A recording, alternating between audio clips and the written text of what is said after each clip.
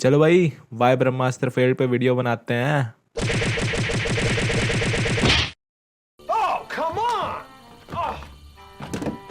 पता है, जब ब्रह्मास्त्र के बारे में मैंने पहली बार सुना था, जो बाय द वे उस समय ड्रैगन के नाम से प्रचलित थी, तब एक दोस्त के साथ मेरा इस फिल्म को लेके काफी डिस्कशन होता था। फिल्म की अपडेट्स मुझे मिस ढिंचैक से मिला करती थी, बट आज ये शो और वो दोस्त दोनों ही नहीं रहे। पता नहीं दूसरी तीसरी पार्ट आते आते क्या क्या छूट जाएगा जिंदगी में। लेकिन बढ़िया ही है, भले ही टाइम लेके ही सही, एटलीस्ट लाइव एक्शन मूवी तो बना रहे हैं। वैसे मेरा जेन्युइनली मानना है कि overall this film is not a failure. It's just that कि इसके कुछ बहुत ही वाहियात एस्पेक्ट्स थे जो चिल्ला चिल्ला के सिर्फ यही इंडिकेट करते हैं कि फिल्म का पोटेंशियल और भी कितना ज्यादा हो सकता था। पहले बात करते हैं ब्रह्मास्त्र के फैंटेसी एस्पेक्ट की। क्या ब्रह्मास्त्र की फैंटेसी एक एंगेजिंग फिल्म बनाने के लिए काफी थी? Let's see. अलग अलग अस्त्रों को एक्सप्लोर करना, शिवा का पास, देव और अमृता की कहानी, जुनून और ब्रह्मांश का बैटल, ऑफ कोर्स काफी थी। बट क्या ब्रह्मास्त्र की फैंटेसी एक्चुअल फिल्म को उतना ही एंगेजिंग बना पाती है? नहीं। पता है, मैंने कभी सोचा नहीं था कि किसी फिल्म की मार्केटिंग को मैं उसके प्रॉब्लम्स में डिस्कस करूंगा। इसके लिए फिल्म के निर्माताओं को हार्दिक बधाइयां। मतलब थिएटर में फिल्म के दौरान ही मैं सोच रहा था कि अगर मार्केटिंग के वक्त एक पर्टिकुलर सीन से ये चीजें ना रिवील करते तो कितना ज्यादा मजा आता। हाँ, आई नो कि हर कोई पिक्चरों के ट्रेलर्स 10 बार नहीं देखता। अबे ट्रेलर देखना तो दूर, लोगों को पिक्चर का नाम याद हो जाए वही बड़ी बात है। आप कौन सी पिक्चर देखने आए हैं? ब्रह्मशास्त्र से अयान मुखर्जी के लिए आया हूँ। आप किस लिए देखने आए हैं? ब्रह्मशास्त्र वही देखने आया अभी।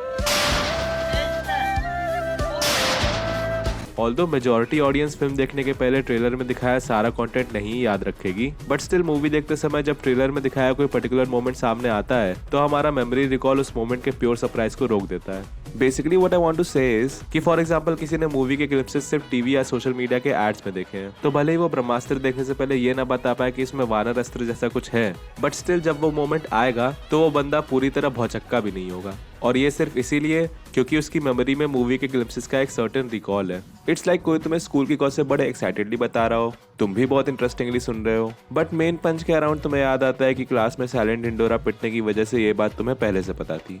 मजा खत्म हो जाता है ना। ऐसे ही मेमोरी रिकॉल की वजह से ट्रेलर घसीट घसीट के ना देखने वाली जनता भी की मोमेंट्स पे प्योरली सरप्राइज नहीं हो पाती। चलो अब एक्सप्लेन कर लिया, मैं अकेला नहीं हूँ। Now back to the point. I am not saying कि ट्रेलर्स और टीजर्स की वजह से मुझे बिल्कुल भी मजा नहीं आया। मैं फिर से कहूंगा कि फिल्म इन मोमेंट्स में कंप्लीटली फेल नहीं करती। इट्स जस्ट दैट कि अगर मार्केटिंग थोड़ी और मैच्योरली हुई होती तो ये सारे मोमेंट्स सिर्फ गुड से कंप्लीटली ऑसम हो जाते।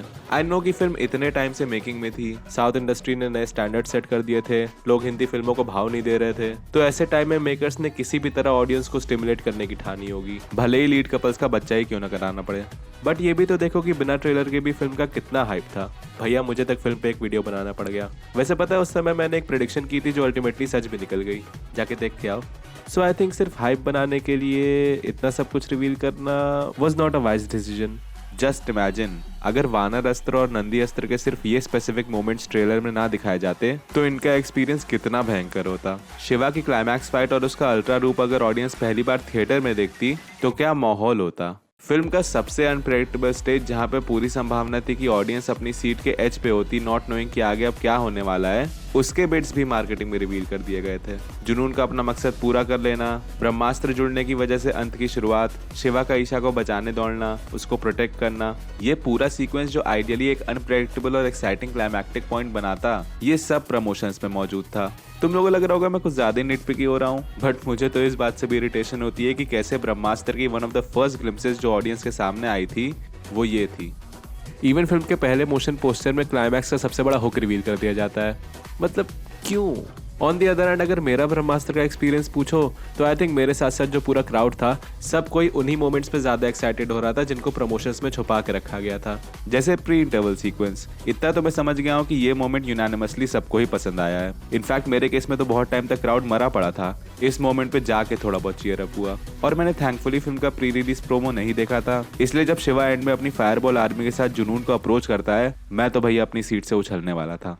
और ये भी तो देखो कि कभी कभी फिल्म की हाइलाइट्स रिजर्व रखने का रिजल्ट क्या होता है। आई मीन रसिया का कोई भी वर्जन अभी तक रिलीज नहीं हुआ है, या यूं कहें कि जब तक ये वीडियो बन रहा है तब तक नहीं हुआ, तब भी लोग गाने का थिएटर डब और अलग अलग कवर्स ढूंढ ढूंढ के सुन रहे हैं, जिनमें से ऑफकोर्स हम भी हैं। बट हो सकता है कि रसिया फिल्म की मेकिंग में काफी लेट ऐड हुआ हो, क्या पता सिर्फ कुछ महीने पहले, क्योंकि इतने टाइम से सब कह रहे थे कि केसरिया के दो और वर्जन्स हैं, एक थोड़ा पार्टी टाइप और दूसरा full on sad.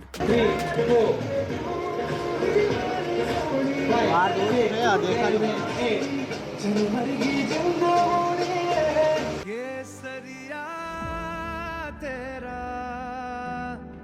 Instead film में हमें रसिया के ये दो वर्जन्स मिलते हैं।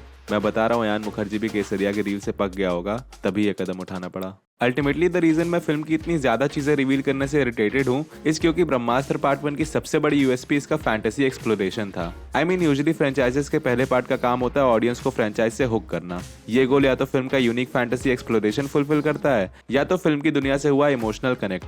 ना ब्रह्मास्त्र का इमोशनल कनेक्ट कैसा था ये मैं आगे डिस्कस करूंगा, बट क्या ये फिल्म अपनी फैंटेसी के थ्रू ऑडियंस को फ्रेंचाइज से हुक कर पाती है? यस। क्या और भी बढ़िया तरीके से हुक कर सकती थी?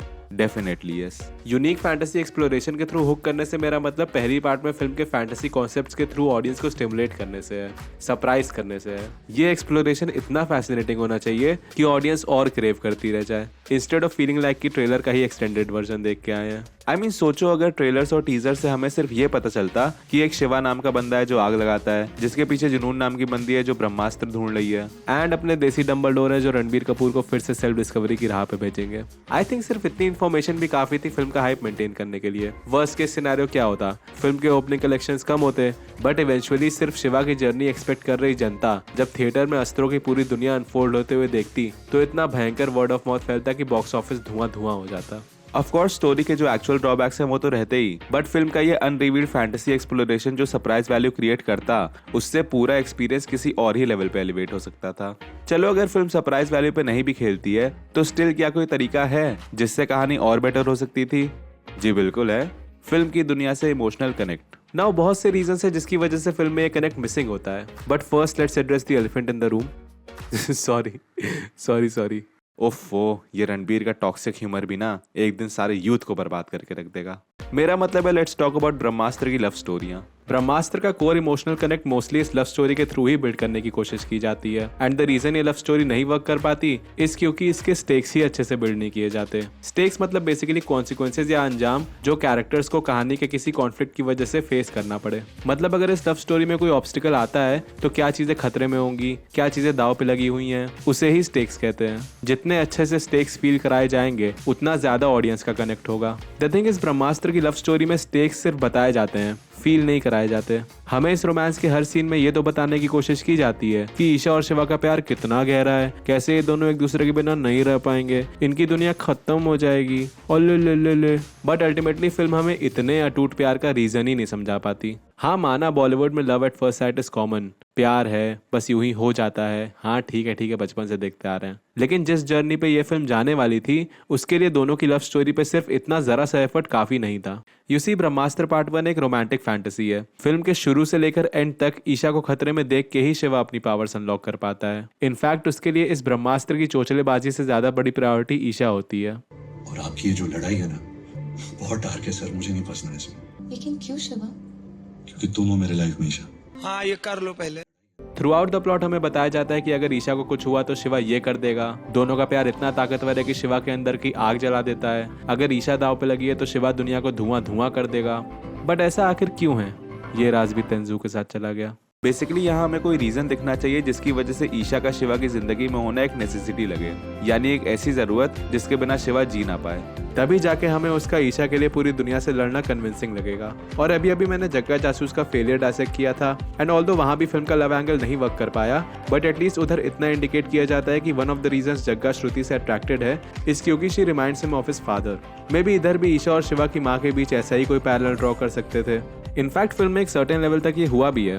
बचपन के हादसे की वजह से शिवा का सबसे बड़ा डर फिल्म में यही होता है कि कहीं उसके अंदर की आग उसकी माँ की तरह ईशा को बिना भस्म कर दे। ये शक्ति माँ की तरह कहीं ईशा को न जला दे। बट अब इसके साथ साथ अगर ये भी एस्टैब्लिश कर देते कि सिर्फ कुछ दिन पहले मिली ईशा ने उसकी माँ जितना दर्जा कैसे और क्यों प्राप्त कर लिया तो मजा ही आ जाता। नाउ आई नो कि अयान मुखर्जी एक डेस्टिनी वाला रोमांस एम कर रहे थे कि कैसे कायनात की साजिशों की वजह से जब दो लोग टकराते हैं तो इश्क की आग रोके नहीं रुकती। छी, इतनी वाहियात लाइन। लग रहा है दूसरी पार्ट में मैं ही डायलॉग लिखने वाला हूँ। मतलब ओवरऑल आइडिया यही दिखाने का रहा होगा कि ईशा और शिवा को एक दूसरे के लिए विदाउट एनी रीजन कोई डिवाइन अट्रैक्शन फील होती है और वो दोनों बस इसी इंस्टिंक्ट को फॉलो करते हैं। और हमारा ऐसे मिलना ये भी किस्मत ही है ना। शायद हम मिले ताकि मैं तुम्हारी मदद कर सकूं। बट इस डेस्टिनी वाले थीम को भी और इंटरेस्टिंग बना सकते थे। लाइक शुरुआत के मोमेंट्स में डिवाइन अट्रैक्शन दिखाते तो सही, बट जैसे जैसे कहानी आगे बढ़ती वैसे वैसे कैरेक्टर्स को इस अट्रैक्शन को क्वेश्चन करते हुए दिखाते कि आखिर ऐसा क्या है जो कि विदाउट एनी रीजन हम एक दूसरे के लिए ऐसा फील कर रहे हैं। यू नो, किसी फिल्म में ऑडियंस को कैरेक्टर्स तभी चूतिया लग सकते हैं जब वो या तो नेचुरल बिहेवियर के अकॉर्डिंग एक्ट ना करें या फिर फिल्म उनका अननेचुरल एटीट्यूड एड्रेस ना करे। एंड यहाँ पे ऑफ कोर्स इन कैरेक्टर्स का 2 दिन में जन्मों का साथी बन जाना इज द अननेचुरल एटीट्यूड। इसीलिए अगर मूवी इस अट्रैक्शन को एड्रेस करती तो एटलीस्ट ये प्यार थोड़ा कम चूतिया लगता। और एड्रेस करने से भी मेरा मतलब ये नहीं है कि एक बार बोल दिया और बात खत्म। आई मीन टू से कि फिल्म में इस सवाल के अराउंड एक रनिंग थीम अच्छे से बिल्ड होना चाहिए कि क्या किसी अनजान के लिए ऐसा डीप बॉन्ड फील हो सकता है, क्या ऐसा फील करना सही है। ऐसे थीम को रखने से ये love story more sensible and more anticipating लगती। इवन इस क्वेश्चन को आगे और भी एक्सप्लोर कर सकते थे। मे बी इस डिवाइन अट्रैक्शन का कोई supernatural reason. How about अगर इस डिवाइन अट्रैक्शन का रीजन भी अस्त्रों से कनेक्टेड होता। आई मीन ब्रह्मास्त्र की दुनिया में एक तरफ अस्त्र होता है और दूसरी तरफ हैवी प्रैक्टिस के थ्रू उसको चलाने वाला। तो कैसा होता अगर इस कहानी में सिर्फ शिवा को ही नहीं बल्कि ईशा को भी अस्त्रों की दुनिया से वरदान मिला होता। जैसे शिवा को अग्नि अस्त्र होने का वरदान मिला है वैसे ही ईशा को अग्नि अस्त्र चलाने का मिलता। यानी मूवी भर ईशा की प्रेजेंस से शिवा के एक्टिवेट होने को प्यार के अलावा एक सुपर नेचुरल रीजन भी मिलता। ऊपर से ये भी दिखा सकते थे कि यह वरदान अमृता के सैक्रिफाइस से ही आया है, जिसको ये लगा होगा कि जैसे 2 आशिकों की लड़ाई ने ब्रह्मास्त्र को तोड़ा वैसे ही 2 लोगों की आशिकी ही ब्रह्मास्त्र को वापस जोड़ सकती है। हाँ ठीक है, बहुत क्लीशे साउंड कर रहा है, but basically the point is कि इस डिवाइन अट्रैक्शन के कॉन्सेप्ट को ऐसे ही कुछ थीम्स और आइडियाज इंट्रोड्यूस करके और अच्छे से शेप दिया जा सकता था। मैंने कुछ देर पहले कहा था कि स्टेक्स अच्छे से ना बिल्ड होने की वजह से ही ये लव स्टोरी नहीं वर्क कर पाती, बट स्टेक्स अच्छे से बिल्ड कैसे होंगे? अच्छे कॉन्फ्लिक्ट्स इंट्रोड्यूस करके। सी ब्रह्मास्त्र एक ऐसी फिल्म है जिसका क्लाइमैक्टिक इमोशन भी प्यार होता है। क्लाइमैक्टिक इमोशन से मेरा मतलब है वो इमोशन जो हमारे प्रोटैगनिस्ट को उसका गोल फुलफिल करने में एम्पावर करे and at the same time audience को भी तगड़े तरीके से फील हो। जैसे फिलोसोफर स्टोन का क्लाइमैक्टिक इमोशन दोस्ती और पैरेंटल लव होता है, बाहुबली का रिवेंज के अराउंड बेस्ड होता है, वैसे ही ब्रह्मास्त्र का क्लाइमैक्टिक इमोशन ईशा और शिवा के प्यार पे निर्भर रहता है। शिवा के ईशा को खो देने के डर पे निर्भर रहता है। बट द थिंग इज किसी को खो देने का डर ऑडियंस तभी फील कर पाएगी ना जब उसको अर्न करने में अच्छे खासे कॉन्फ्लिक्ट से गुजरना पड़ा हो। और यहाँ कॉन्फ्लिक्ट तो दूर की बात, 2 मुलाकातों में ही गंगा किनारे भैया भाभी का अटूट प्रेम उमड़ने लगता है। यानी दोनों का एक दूसरे से प्यार होना इस डेस्टिनी वाले एंगल पे इतना ज्यादा डिपेंड हो जाता है कि इसमें किसी कॉन्फ्लिक्ट की जगह ही नहीं बचती। और कॉन्फ्लिक्ट से मेरा मतलब सिर्फ ये नहीं है कि दोनों को आपस में भिड़ा दो, बल्कि बेसिकली ऐसे कैरेक्टर ट्रेट्स जिनके एक दूसरे को कॉम्प्लीमेंट करने की वजह से इन दोनों का प्यार में पड़ना नेचुरल लगे, या ऐसे चैलेंजेस जो दोनों कैरेक्टर्स को अपने बीच का प्यार मेंटेन रखने के लिए ओवरकम करने पड़े। और इसके लिए कुछ ज्यादा सोचने की जरूरत नहीं है क्योंकि फिल्म में ऑलरेडी ऐसे कॉन्फ्लिक्ट्स के बिट्स एंड पीसेस मौजूद हैं। फॉर एग्जाम्पल एक सीन में शिवा ईशा के उसकी जिंदगी में होने की जरूरत बताता है। अब ईशा है और मैं अकेला नहीं हूँ। उसके पहले मैं अधूरा था, अब पूरा हूँ मैं। ना मुझे या तुम में से किसी को भी ईशा के आने से पहले शिवा की लाइफ में ऐसा कोई भी अकेला या अधूरापन नहीं दिखता। यानी ये कॉन्फ्लिक्ट जो ईशा की जरूरत महसूस करा सकता था अच्छे से नहीं सेटअप किया जाता। इसके अलावा भी एक बहुत ही अच्छा डायनामिक फिल्म में मौजूद होता है जिसको डेवलप करके ये लव स्टोरी काफी सुधारी जा सकती थी। सी ऑन पेपर शिवा एक ऐसा कैरेक्टर है जो अपना आग से ये रिश्ता एक्सप्लोर करने से डरता है, यानी ओवरऑल इस अस्त्रों की दुनिया को समझने से डरता है। वहीं दूसरी तरफ ईशा को चीजों का एक सेंस ऑफ एडवेंचर होता है। Shiva's character is a little bit scared of his own power because he has a past trauma about it. उसको actually डर है, तो he wants to live a normal life. But Alia's character actually is a little more fascinated and has a sense of adventure.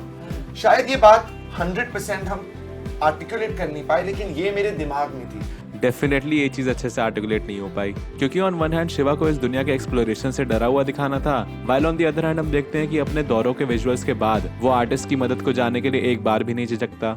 मतलब शिवा का ये trait movie खुद ही contradict कर देती है। ऑल्दो ईशा का एक सेंस ऑफ एडवेंचर फिल्म में होता है बट इसका कोई लॉजिकल रीजन हमें नहीं दिखता। मतलब ये कैरेक्टर ट्रेट अच्छे से बिल्ड नहीं किया जाता। क्या ईशा को घर से फ्रीडम नहीं मिलती इसलिए वो एडवेंचरस है? क्या उसे डोरा द एक्सप्लोरर बनने का शौक है? क्या वजह है कि वो हर चीज को जानने के लिए इतनी क्यूरियस रहती है? एक्चुअली पता है फिल्म में ईशा की बैक स्टोरी थी बट किसी रीजन की वजह से उसे हटाना पड़ा। There was actually Kesaria shot with Ranbir dancing like quite feverishly. When we saw the song, I was like, Ayan, what the hell is going on? Like, so then Ayan himself realized that it had to be treated as a love song. So we reshot Kesaria and the scene prior to that, which now he made into the Kali Puja scene, which was before that in Isha's house. And that's why people talk about where did Isha come from, what is Isha's roots, but it was all there in that scene. But but we had to compromise on her backstory for the pace of the film. Creatively adjust. Creative adjustment, yes. Even दोनों के romance का एक बहुत ही strong possible conflict भी film miss out करती है। केसरिया गाने के जस्ट बाद वाला सीन याद है? उसमें ईशा का ये ट्रेट झलकता है कि उसे सीक्रेट्स बिल्कुल भी नहीं पसंद है। एक रिलेशनशिप में उसके लिए सबसे बड़ा डील ब्रेकर सीक्रेट्स ही होंगे। हो कौन तुम और कितने राज हैं तुम्हारे? पहले तो इस ट्रेट को भी अच्छे से बिल्ड करना चाहिए था कि उसे शिवा का चीजें छुपाना क्यों नहीं पसंद। मतलब इस ट्रेट का बिल्डअप इतना गंदा था कि जब शिवा का हाथ जलता है और ईशा उसे आंसू भरी नजरों से देखती है तो मुझे जेन्युइनली लगा था कि बंदी उसकी हालत के बारे में पूछेगी। एंड द ओनली रीजन ये आउट ऑफ प्लेस लगता है क्योंकि इस ट्रेट को ईशा के लिए अच्छे से नहीं बिल्ड किया गया था। मे बी कोई पास्ट ट्रॉमा दिखा सकते थे, मतलब कुछ भी। एंड देन इस ट्रेट को दोनों के रोमांस के अगेंस्ट काम कर रहे चैलेंज की तरह यूज करना चाहिए था। आई मीन एक तरफ ऐसी बंदी जो चाहती है कि उससे कुछ छुपाया ना जाए और दूसरी तरफ ऐसा बंदा जिसको खुद अपने बारे में रोज नई नई चीजें पता चल रही हैं। वो चाह के भी सब कुछ एक साथ नहीं बता सकता क्योंकि उसको खुद ही नहीं मालूम है। मे बी इसे शिवा के इस जर्नी पे जाने के मोटिवेशन के तौर पे यूज किया जा सकता था। आई मीन मूवी उसे वैसे भी एक रिलक्टेंट प्रोटैगनिस्ट की तरह दिखाती है, यानी उसे अस्त्रों से ज्यादा ईशा में इंटरेस्ट होता है। तो व्हाई नॉट इस जर्नी पे जाने का वन ऑफ द रीजन यही रखो, दैट इज शिवा खुद की कहानी खोजने की इस जर्नी पे इसीलिए जाता है ताकि ईशा के लिए वो एक बेटर इंसान बन सके। एंड इवेंचुअली अपने माँ बाप के बारे में जानना उसका अल्टीरियर मोटिव हो जाता होगा। बट नहीं, लड़का उसी सीन में कॉन्फ्लिक्ट को एक आई लव यू से दबा देता है। मेरी वजह से कभी रोना मत, तो फिर मुझसे अपनी राज छुपाना बंद करो, सब कुछ बोल दो ना शिवा। I love you. जिस पल से तुम्हें देखा है प्यार ही हो गया। यार तुम लोग का अजीब प्यार होता है यार। प्लस इस लव स्टोरी के ना वर्क करने का one of the big reason किसी भी तरह के ऑब्स्टिकल का ना होना है। इस कहानी में ऐसा कोई ऑब्स्टिकल नहीं होता जो इनकी लव स्टोरी के लिए एज अ चैलेंज एक्ट करे। इंटरनल ऑब्स्टिकल तो जैसा मैंने बताया अच्छे कॉन्फ्लिक्ट सेटअप ना होने की वजह से फ्लैट पड़ जाता है। ऑन दी अदर हैंड कहानी में कोई एक्सटर्नल ऑब्स्टिकल यानी इस लव स्टोरी के अगेंस्ट काम कर रहा कोई एंटागनिस्टिक फोर्स नहीं होता। आई मीन ईशा की जान भी हमेशा एज अ कोलैटरल डैमेज ही खतरे में रहती है। कोई भी इन दोनों को अलग करने के मकसद से इनके अगेंस्ट नहीं जाता। इट्स जस्ट दैट ये दोनों ब्रह्मास्त्र को हासिल करने की राह में खड़े होते हैं। And the reason it's a problem is क्योंकि एक अच्छी लव स्टोरी अच्छे चैलेंजेस से बनती है, चाहे वो इंटरनल हो या एक्सटर्नल हो या फिर दोनों। देव और अमृता की लव स्टोरी ले लो, इतने कम टाइम के लिए नरेट होती है बट इम्पैक्ट तगड़ा छोड़ के जाती है। टू बी ऑनेस्ट मुझे तो इनकी लव स्टोरी ईशा और शिवा के रोमांस से ज्यादा इंटरेस्टिंग लगी थी। एंड ऐसा इसीलिए क्योंकि इस प्रेम कहानी में एट द कोर एक स्ट्रॉन्ग इंटरनल ऑब्स्टिकल होता है, दोनों लवर्स के बीच की दरार होती है, जो आई थिंक सेकंड पार्ट का one of the biggest selling point होने वाला है। एंड कुछ देर पहले मैंने कहा था कि हाउ अबाउट ईशा को वरदान मिलने की वजह से वो भी अस्त्रों की दुनिया से कनेक्टेड होती। आई थिंक इससे लव स्टोरी को एक डायरेक्ट ऑब्स्टिकल भी मिलता। It would have been like अस्त्रों की दुनिया ने इन दोनों को साथ में लाया ताकि ये दोनों मिलकर ब्रह्मास्त्र की रक्षा कर सकें। इनको एक दूसरे से अलग करके ही हराया जा सकता है क्योंकि एक दूसरे के बिना अधूरा है। सो अब फिल्म में जुनून एंड गैंग का मकसद सिर्फ ब्रह्मास्त्र और उनके बीच आ रहे एक मियर रोड ब्लॉक को रोकना नहीं होता, बल्कि ब्रह्मास्त्र पाने के लिए इस डिवाइन लव स्टोरी को तोड़ना होता। तो इस तरह कॉन्फ्लिक्ट्स और ऑब्स्टिकल्स के थ्रू ब्रह्मास्त्र की लव स्टोरी को और बेटर शेप दिया जा सकता था। बट पुअर मार्केटिंग और वीक रोमांस तो सिर्फ कुछ ही प्रॉब्लम्स है फिल्म की। इसके अलावा और भी 2-4 एस्पेक्ट्स हैं जैसे एक्सपोजिशन, एडिटिंग वगैरह, जिनको मैं अलग से एक वीडियो में कवर करूंगा, मोस्ट प्रोबेबली जब फिल्म का HD प्रिंट आ जाए। तब तक के लिए तुम लोग बताओ और क्या प्रॉब्लम्स थी फिल्म में जिनको आने वाले सीक्वल्स के लिए इम्प्रूव किया जा सकता है। सोच समझ के बताना, क्या पता यान मुखर्जी देख रहा हो।